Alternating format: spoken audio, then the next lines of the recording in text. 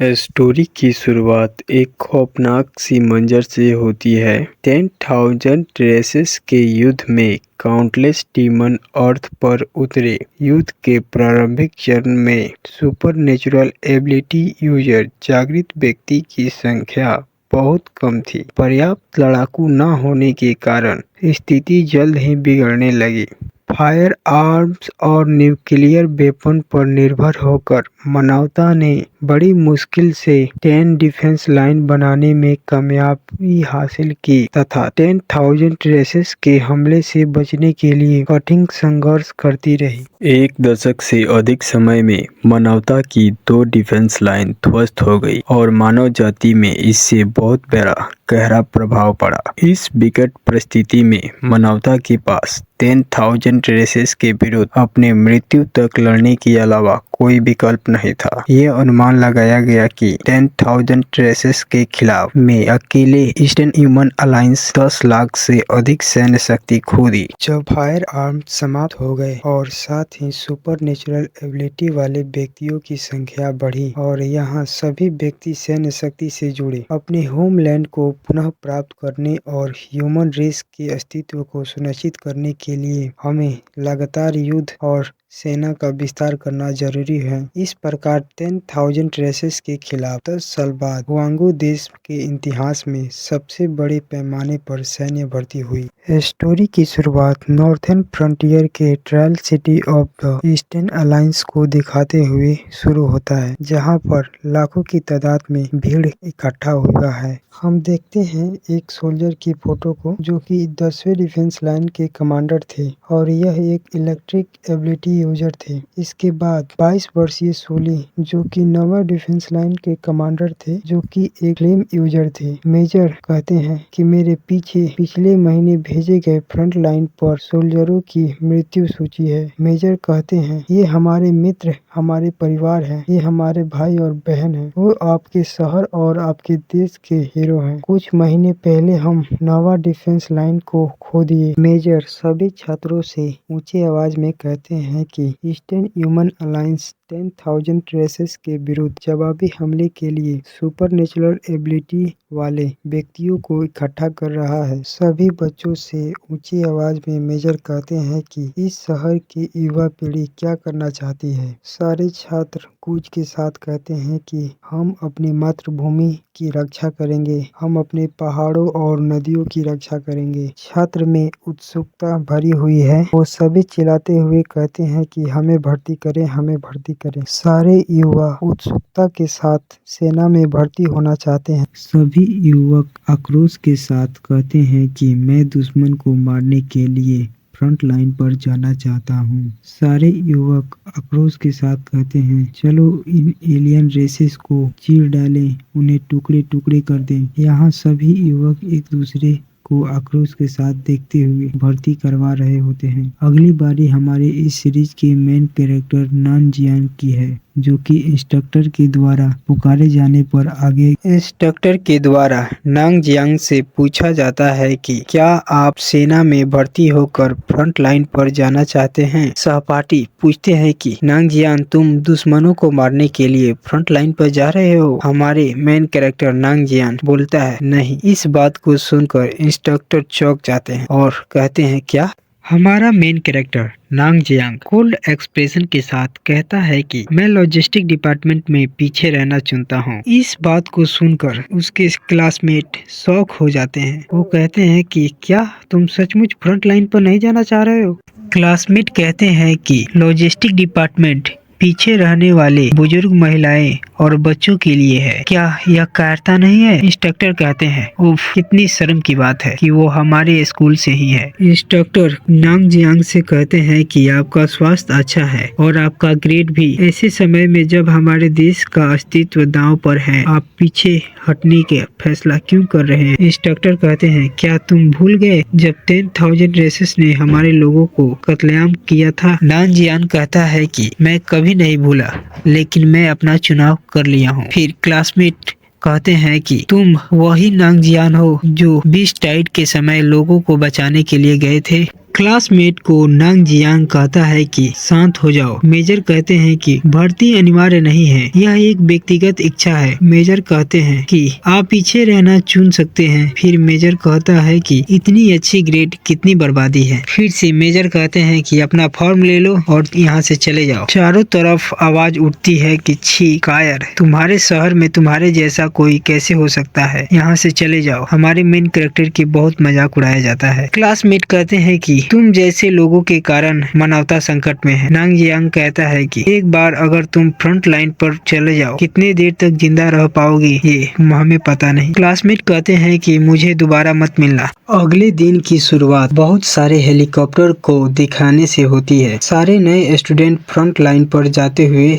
देखते हैं। चारों तरफ लोग इन सोल्जरों के मनोबल को बढ़ाने के लिए आए हुए हैं। इन सभी नए सोल्जर को जाते हुए नांग जियांग देखता है। तभी उसके फोन पर एक मैसेज आता है जिसमें एक ब्रेकिंग न्यूज ट्रेंडिंग नंबर 2 पर चल रही होती है। ऐसा कहा जाता है कि एक नए रूकी ने फ्रंट लाइन पर जाने से मना कर दिया है। इस पर बहुत सारे लोगों के अलग अलग कमेंट आते हैं। जबकि एक बार फ्रंट लाइन टूट जाएगी तो इसका खामियाजा पूरे शहर भुगतेगी, कोई भी छिप नहीं सकता। नांग जियांग के पास कई मैसेजेस आते हैं जिसमें लोगों द्वारा मेन कैरेक्टर को कावड़ और बुरा भला बोला जाता है। जियांग कहता है कि यह सही है कि वो सभी हीरो है, लेकिन यह आग की ओर दौड़ते हुए पतंग के समान है। नांग जियांग कहता है कि 10 लाख सैनिकों का समूह एलियन रेसेस की शक्ति को कम आंकते हैं। यहाँ हमें एक बात पता चलता है कि हमारे मेन कैरेक्टर का यह एक दूसरा जन्म है। मेन कैरेक्टर कहता है कि मैंने भी पिछले जन्म में बैटलफील्ड पर जाकर लड़ा था। जैसे जैसे मानवता के कदम पीछे की ओर हटा, मैंने अपने जीवन के 5 प्रमुख टैलेंट के बारे में जानने के लिए अपना पूरा जीवन समर्पित कर दिया। अंततः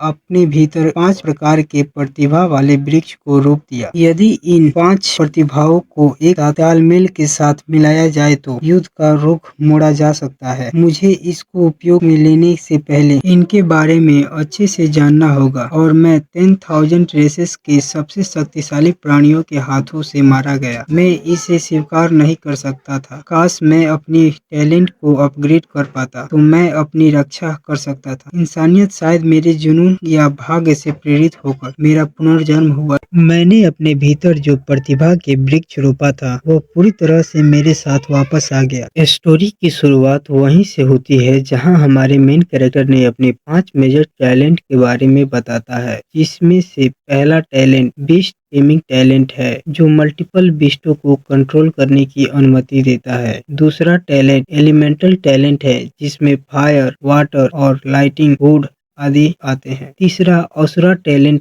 है, इसके अंतर्गत ब्रजकर, एम्प्लीफिकेशन आदि पावर आते हैं। इसके द्वारा हजारों दुश्मनों का सफाया किया जा सकता है। फोर्थ टैलेंट फॉर्मेशन टैलेंट है जो कि जाल लगाना और बैरियर बनाना, एक जगह से दूसरे जगह टेलीपोर्ट करना आदि इसके अंतर्गत आता है। पांचवा टैलेंट अनडेड टैलेंट है, मरे हुए को बुलाने में सक्षम है। हमारे मेन कैरेक्टर कहता है कि इन 5 टैलेंट को अपग्रेड करने के लिए भारी मात्रा में सोर्स स्टोन और टाइम की आवश्यकता है। अगर इन 5 टैलेंट को अच्छे से मास्टर कर लिया जाए तो हजारों मील दूर से मॉन्स्टर की प्रेजेंस को भापा जा सकता है। भले ही 10 डिफेंस लाइन टूट जाए, फिर भी मैं 10,000 रेसेस के खिलाफ अकेला सामना कर सका हूँ। अभी मैं भले ही युद्ध के मैदान में चला जाऊंगा, लेकिन एलियन रेसेस को मारना में सक्षम नहीं हो पाऊंगा और ना ही अपने टैलेंट को अपग्रेड कर पाऊंगा। बड़ी संख्या में सोर्स स्टोन को जल्दी से प्राप्त करने के लिए सबसे अच्छा तरीका ट्रायल ग्राउंड पर जाना है। ट्रायल ग्राउंड अनगिनत माउंटेन बीस्ट से भरा होता है। अपने टैलेंट को अपग्रेड करने के लिए सोर्स स्टोन का अनगिनत भंडार है। अब मुझे स्रोत स्टोन को प्राप्त करने के लिए जल्दी करनी होगी। नांग जियांग कहता है कि रेयर ट्रायल ग्राउंड ये सिटी का ब्रांच है। अपने टैलेंट को अपग्रेड करने के लिए इससे अच्छी जगह कोई नहीं हो सकता। सभी महिलाएं कहती है कि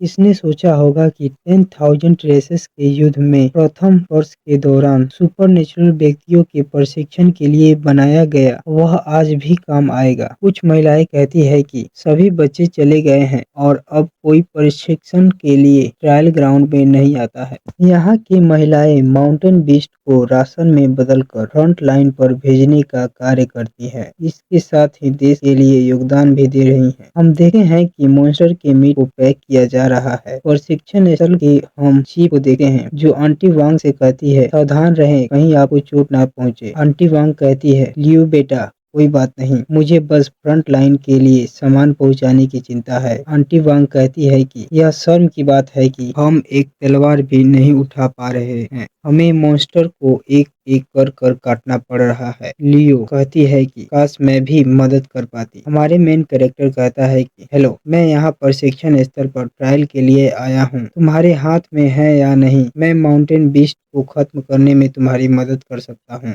लियू कहती है कि यह तो बहुत बढ़िया होगा, हम बस इसी बात की चिंता कर रहे थे। लियू कहती है कि मैं तुम्हें चेंजिंग एरिया दिखाती हूँ। ओल्ड लेडी सोचती है कि ऐसे समय में एक युवा व्यक्ति प्रशिक्षण स्थल पर क्यों आएगा। कुछ देर सोचने के बाद रुको, क्या वो वही तो नहीं। वो कहती है कि मुझे अब याद आया, ये वही नान जियांग है जिसने फ्रंट लाइन पर जाने से इनकार कर दिया। दूसरी ओल्ड लेडी कहती है कि सच वही है, अगर वह फ्रंट लाइन पर जाने से बच रहा है तो फिर यहाँ ट्रेनिंग ग्राउंड पर नाटक क्यों कर रहा है। फर्स्ट ओल्ड लेडी कहती है कि कौन जाने पीछे रहकर कायरतापूर्ण जीवन जीने के अपराध से भरपाई के लिए यहाँ पर कोशिश कर रहा है। खैर किसे परवाह है, उसे कोशिश करने दो। यह कायर जो युद्ध के मैदान से भागता है वह कितने समय तक टिकता है। नांग जियांग कहता है कि यह मिश्र धातु का तलवार माउंटेन बीस्ट को काटने के लिए उपयोग किया जाता है। लुई कहती है कि माउंटेन बीस्ट क्रूर है, कृपया सावधान रहे।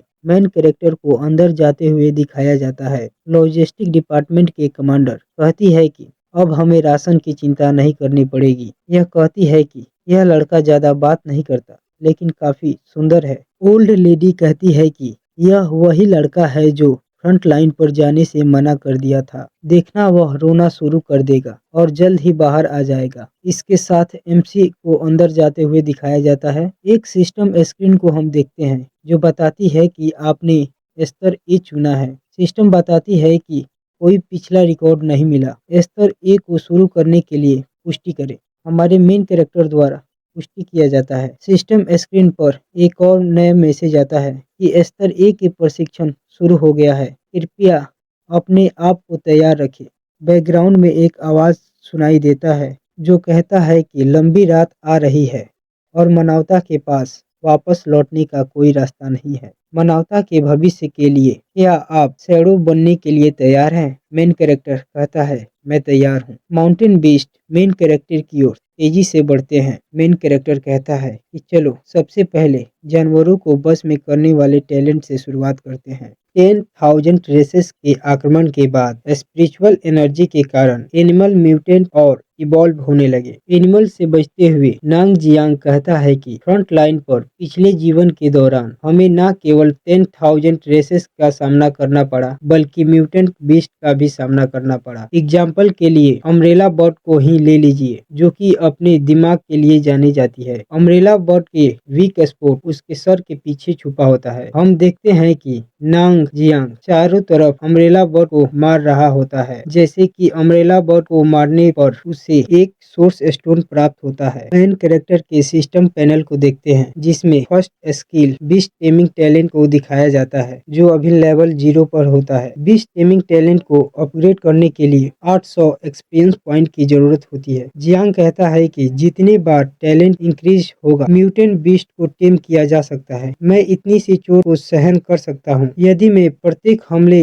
बैटल पॉइंट पर करूँ तो ये सभी जल्दी ही खत्म हो जाएंगे। ऐसे कहकर मेन कैरेक्टर तेजी से हमला करना चालू करता है और सारे अम्ब्रेला बर्ड के सर को धड़ से अलग करते जाता है। फिर से सिस्टम पैनल को दिखाया जाता है जिसमें इस बार 5 नॉर्मल बीस्ट को टीम करने की अनुमति दी जाती है। हांफते हुए कहता है कि जैसे मैंने सोचा था उससे ज्यादा कठिन है। पीछे की तरफ पुकाराने की आवाज आती है। इस बार सभी बर्ड का लीडर अम्ब्रेला बर्ड एम्परर आता है। नांग जियांग कहता है कि अभी मेरी फिजिकल कंडीशन को देखते हुए इसे मारना कठिन नहीं होगा। बर्ड लीडर नांग जियांग को पीछे से एक टक्कर मारता है, जिससे दूर कूदकर बच जाता है और कहता है कि मैं इसको सीधा सामना नहीं कर सकता।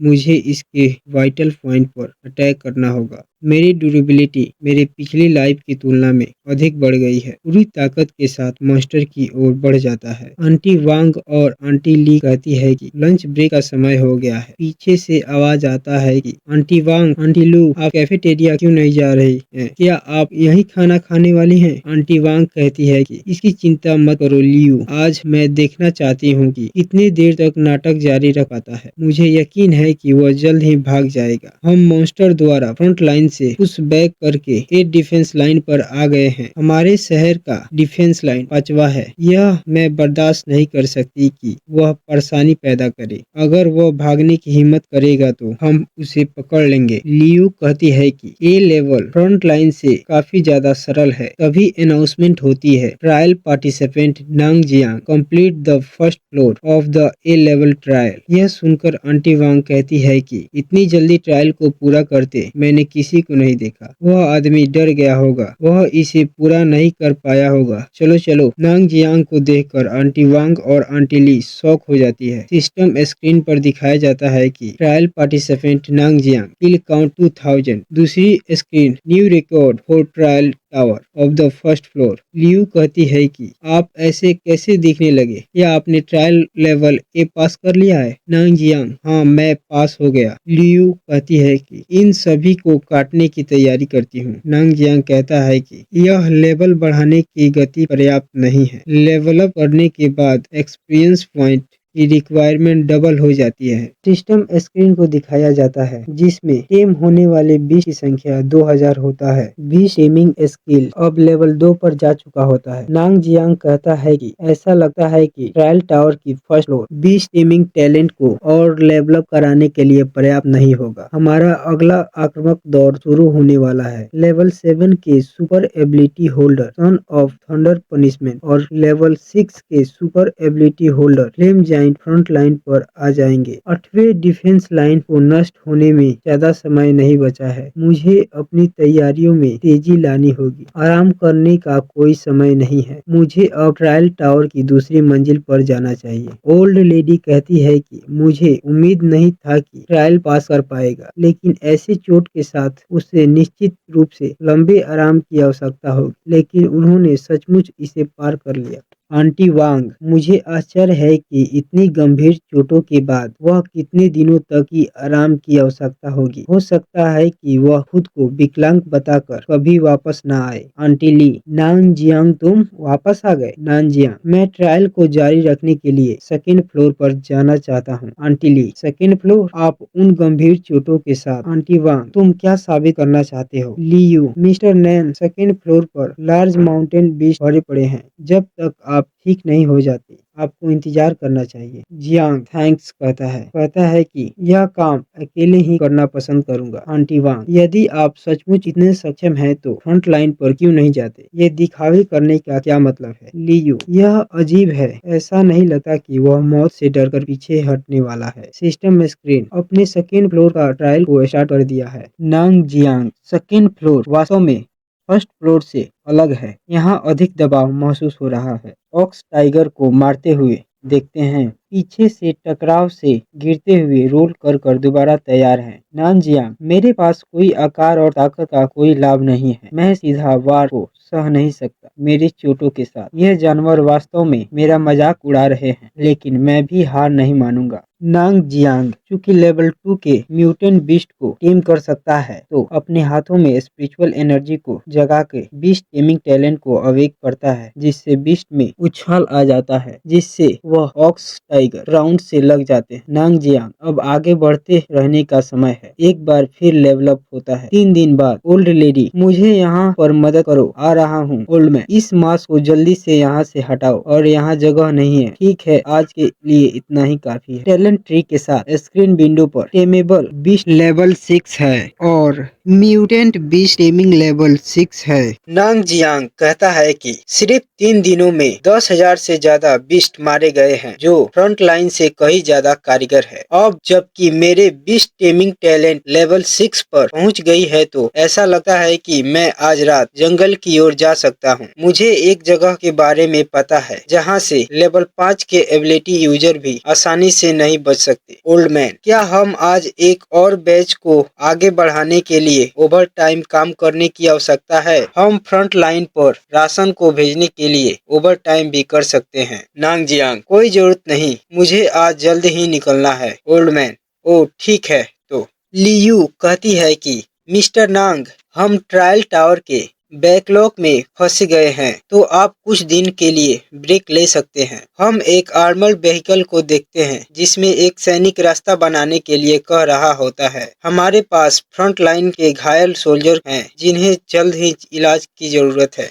नांग जियांग कहता है कि 5वां डिफेंस लाइन पर घायल सोल्जर की संख्या बढ़ती जा रही है। लोग कहते हैं, देखो रॉकेट, ऐसा लग रहा है कि हम 8वें डिफेंस लाइन से आगे की ओर जा रहे हैं। नांग जियांग कहता है कि स्थिति गंभीर है और पीछे से मदद भेजा जा रहा है। वह दिन दूर नहीं जब डिफेंस लाइन टूटेगी। सोल्जर, अरे तुमने ट्रक क्यों रोका? इस समय बहुत खतरा है। ट्रक खराब हो गया है, मुझे पता करने दो कि क्या गड़बड़ी है। गोल्डन हेयर लेडी कहती है कि चलो ट्रक को यहीं पर छोड़ दो और सुबह इसे ले जाएंगे। आसपास म्यूटेंट भेड़ियों का खतरा है। सोल्जर कहते हैं, ठीक है, मैं अपना सामान लेकर वापस आता हूँ। गोल्डन हेयर लेडी कहती है कि वो कौन था जो रात को इस समय शहर से बाहर जा रहा है? सावधान, आगे विशाल म्यूटेंट भेड़ियों का समूह है और वो बहुत खतरनाक है। बड़ी बहन, डायरेक्टर का बार बार फोन आ रहा है। फ्रंट लाइन से आए हुए सोल्जरों की इलाज के लिए हमें दवा तुरंत पहुंचाना होगा। गोल्डन हेयर वाली बंदी कहती है कि हम अपने साथी को पीछे नहीं छोड़ सकते। यह क्षेत्र विशाल म्यूटेंट भेड़ियों का अड्डा है। अगर जाइंट वुल्फ हम पर हमला करते हैं तो दावा कलेक्टिव टीम के पास नहीं पहुंचेगी।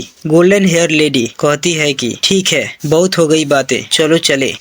हेल्प हेल्प की आवाज आती है। ब्लैक हेयर लेडी कहती है कि गाड़ी चलाओ, हमारे पीछे एक जाइंट स्टील वुल्फ है, जल्दी करो, गाड़ी चलाओ। और गन से वुल्फ पर गोली चलाने लगती है। जियांग, गोलियों की आवाज, ये मेडिकल हर्ब कलेक्शन टीम के तरफ से आ रही है। केवल वहाँ हमला नहीं कर रहे, बल्कि यहाँ मुझ पर भी घात लगाकर हमला करने के लिए एक झुंड तैयार है। यह मेरे लिए फायदेमंद है कि अब उन्हें ढूंढना नहीं पड़ेगा। जब से बीस्ट स्पिरिचुअल एनर्जी का यूज करते हैं, वह और भी ज्यादा खतरनाक हो गए हैं। सारे जाइंट वुल्फ मेन कैरेक्टर को चारों तरफ से घेर लेते हैं। स्टोरी आर्मर्ड व्हीकल पर आता है, जहां यह पता चलता है कि गोल्डन हेयर लेडी का नाम स्वाइनान है। ब्लैक हेयर लेडी स्वाइनान को केयरफुल होने को कहकर गोली चलाने के लिए जाती है और कहती है कि तुम गाड़ी चलाओ। स्टोरी हमारे मेन कैरेक्टर पर शिफ्ट होता है।